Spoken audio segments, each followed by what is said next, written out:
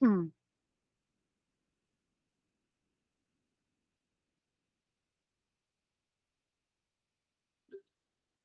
Good day, Angelinians. Paxet Venya Areo.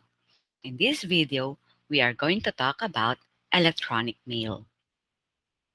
Electronic correspondence is becoming more common in today's professional environment. It is equally as important to communicate with others in a professional manner electronically as it is written or spoken. When we say electronic mail, it is more commonly known as email, and it has been a vital part of our everyday communication since its inception. This is used to send messages to everyone, from friends, family, colleagues, and superiors.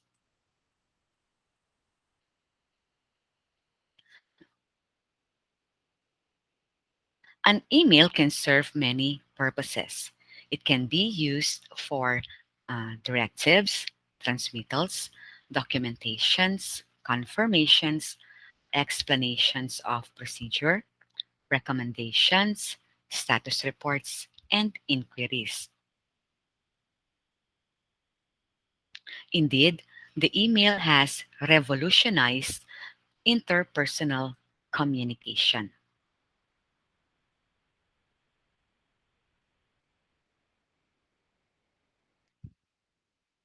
According to Sampson in 2003, electronic mail or email is a computer based application for the exchange of messages between users. A worldwide email network allows people to exchange email messages very quickly. Email is the electronic equivalent of a letter, but with advantages in timeliness and flexibility. While a letter will take from one day to a couple of weeks to be delivered, an email is delivered to the intended recipient's mailbox almost instantaneously.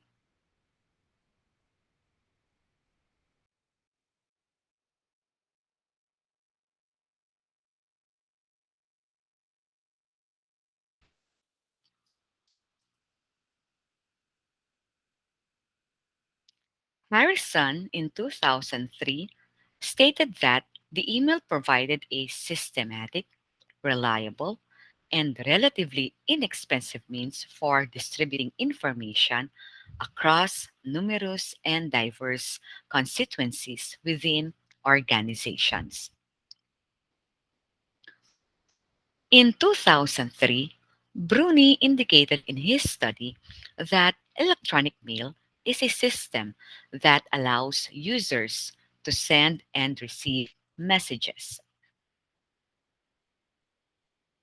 through a computer network. Most email systems include features for forwarding and attaching files to messages, providing delivery receipts, and creating mailing groups.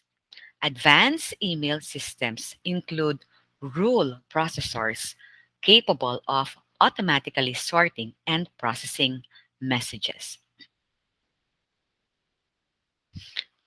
There are different advantages in communicating through email. First is it reaches the target reader first. Confirmation of acceptance is easy. It is cheaper and easy to use. Original messages can be easily attached via thread. It is environmental friendly because it requires no paper.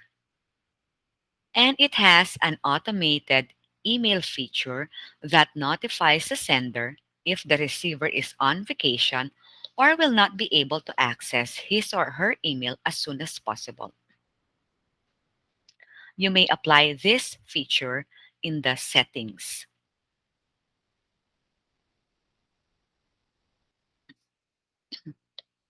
Communicating through email also has disadvantages. First is an email may carry a virus.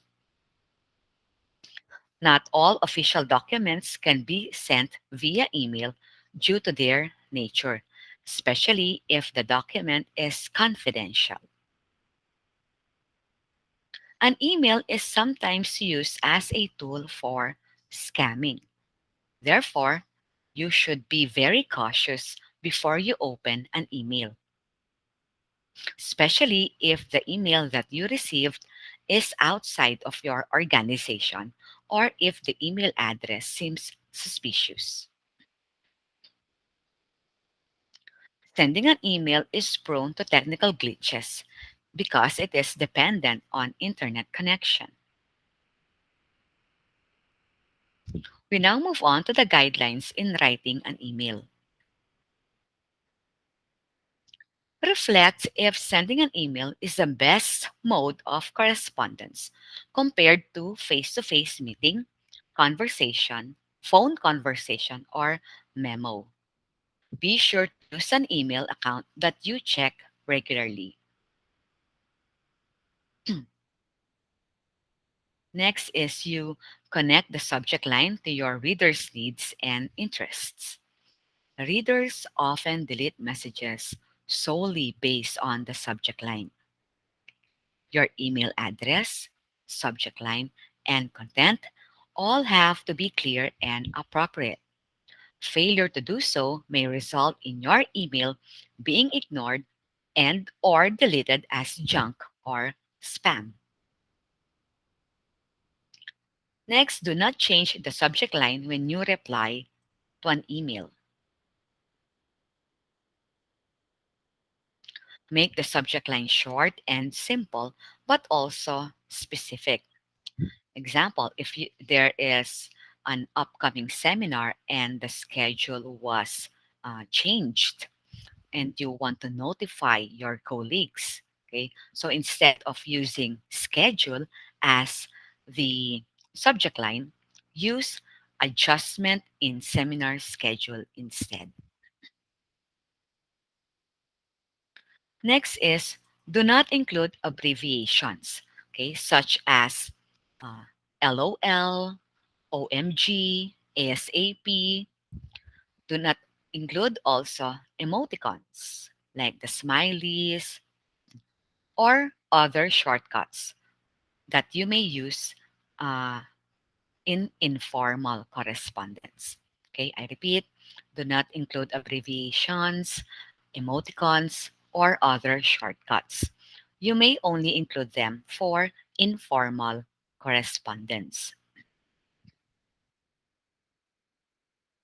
Next is all attached application materials should be saved and sent as PDF files.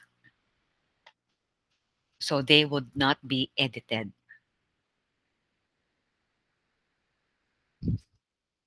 The two line should only contain the names of the primary readers.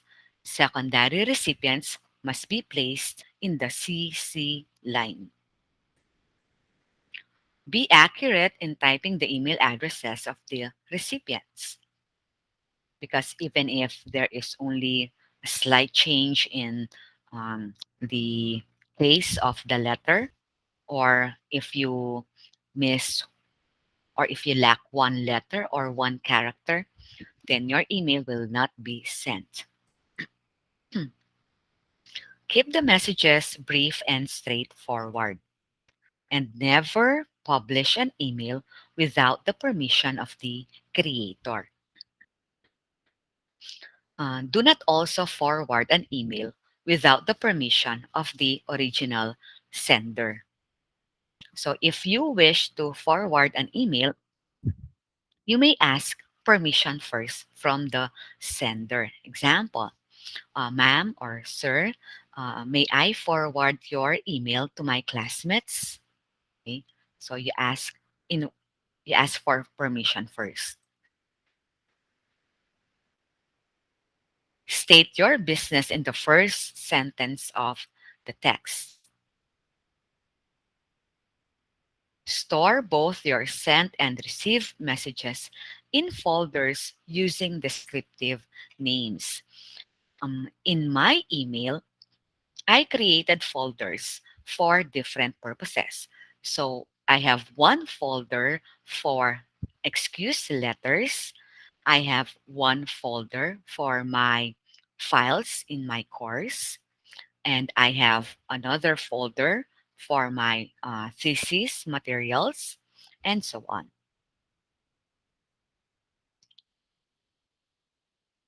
Use a standard memo format. Okay, again, when sending an email, use a standard memo format. Never capitalize all the letters of your text. Leave a space in between paragraphs.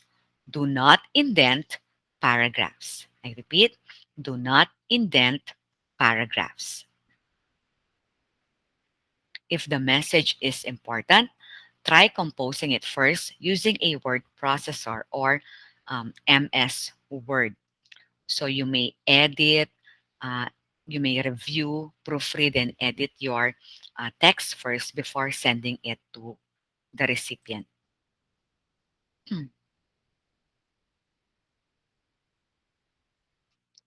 Although an email is less formal than a memo or a letter, you must maintain professionalism when writing one. Be careful in using emoticons and informal internet jargons like LOL and BRB. Same thing goes when you are sending an email to your teacher. Okay? You must maintain professionalism because you are sending an email to a person in authority. Okay? You must be respectful, you must be formal, and maintain professionalism. You must maintain professionalism. Like, for example, if you were absent uh, and you missed an activity, when you write an email to your teacher, you may say, "Good morning, ma'am or sir, Paxet Venia Adeo. I am," then your name, then you state your section. Example, I am Juan de la Cruz from 11 St. Therese. I was absent yesterday because I had my vaccination. And if may I request for you to reopen the activity that I missed yesterday, and hoping for your kind consideration. Okay? Respectfully yours. So that's how you write an email to your teacher. Okay? Do not just write there, "Ma'am, can you reopen the activity?" Oh, that's very unpolite and unprofessional and informal also. If attaching a file, make the file name of the attached document meaningful, okay? So that when the recipient downloads your file, then he or she won't have to change the file name anymore. And it will be easier also for the recipient to know what file is attached in your email. If your email has an attachment, be sure that it is accurate and can be easily downloaded or accessed by the receiver. If your file came from your Google Drive, make sure that you give the recipient permission, okay, or access to your file.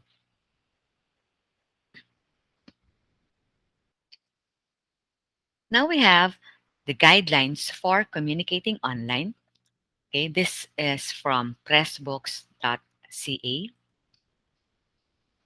Avoid making assumptions about your readers. Consider the background, culture, beliefs, and other pertinent information about your readers because these things influence communication style and practices.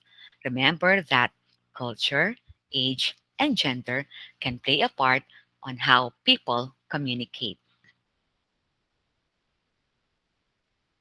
If you received a message that you cannot fully comprehend, for clarification before making judgments. Study your tone before you click on the send button. Avoid jokes, sarcasm, irony, for these can be misinterpreted and leave your readers lost in translation.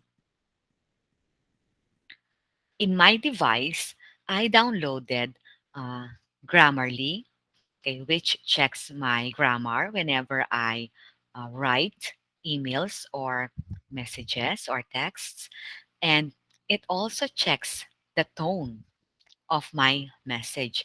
So it gives me an idea, okay, how my message sounds. Show courtesy by responding to people using their names. Understand that people may not reply immediately, okay, because people participate in different ways. Some just by reading the communication rather than jumping into it. And you must also understand that, especially your teachers and your classmates, they are busy. Okay? And if your teacher did not reply immediately, okay, maybe he or she is in her or his or her class, or maybe the teacher is not available at the moment. So you have to understand that. And you have to recognize that text is permanent. So be judicious and diplomatic. What you say online may be difficult or even impossible to retract later. Consider your responsibility to the group and to the working environment.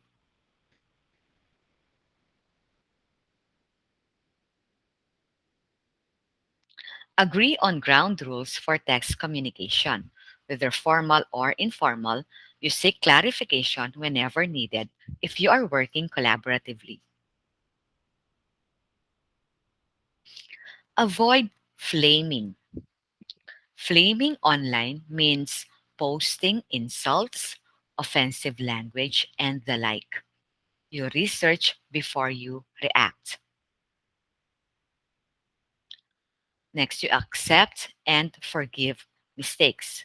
Example, if your classmate sent you uh, unintentionally sent you a wrong file or attached a wrong file, so you must forgive. You must understand. Maybe your classmate is uh, or your classmate has a lot of things in mind, and he or she did not or was not able to check the attachments. So you have to accept and forgive mistakes. Consider your responsibility to the group and to the working environment. Seek clarification before reacting. What you heard is not always what was said. Respect privacy and original ideas. Quote the original author if you are responding with a specific point made by someone else. Example, if your teacher sent you an email about the instructions on how to do your activity, if you are going to tell your classmates about it, you quote the original author. Example, dear classmates, according to our teacher, this is how we should do our activity. Okay. You ask the author of the email for permission before forwarding the communication. Again, never publish an email without the permission of the creator. Same goes with messages sent on instant messaging. So do not take a screenshot, okay, of your conversation without asking permission from the original sender or the original author. Okay, so that's it for communicating online or electronic mails. Thank you. Have a good day, and may the good Lord reward us always.